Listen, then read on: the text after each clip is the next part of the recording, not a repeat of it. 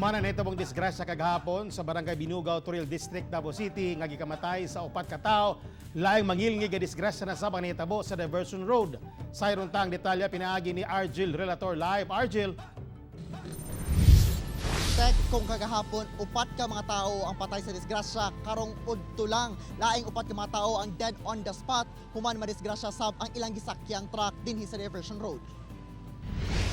Naipit sa natupi na nga dashboard sa forward truck ang driver. Samtang ang tulo ka pahinante, nalabay, lusot sa dashboard, paingon sa gibangga ang poste. Gani ang usa kanila, naipit pa sa mga kabilya sa poste, sa kuryente. Gilayong niresponde ang Urban Search and Rescue Team sa Central 911. Pabahada sa Diversion Road ang truck, diyang nawadaan og preno. Sanglit dili na makontrol ang truck, gibanggaan na lang sa driver ang poste sa kuryente. Sa kusog sa impact, dead on the spot ang driver, lakip ang tulo ka pahinante ni ini. Mo deliver ni sila sir sa nag-deliver may materialis unta diri sa Toril. Sa Toril. So mao na iyang karga dito unta na i-launch karon. Pagabot rin sa core portion, na lose control siya ug na banggaan yung poste ug na tumba siya diha sa bangin. Maayo na lang kay walay nadamay nga mga motorista, ingon man mga balay sa kilid sa dalan. Dako kay buto pag kuan gud.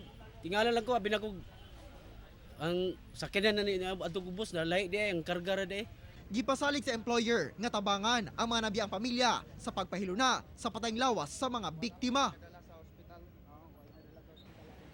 Tekdaan na nga dunay mga signages kini Diversion Road sang gitpasubida o pabahada ang dalan din hibusa ang mga motorista kinahanglan nga i-check gayod ang ilahang mga brake una pa man moagi dinhi sa may Diversion Road ingon man kinahanglan ana sa kondisyon ang ilang sakyanan og motuman sa ginapatuman no nga speed limit sa syudad aron malikay sa disgrasya. Tek. Okay, daghang salamat Argil Relator.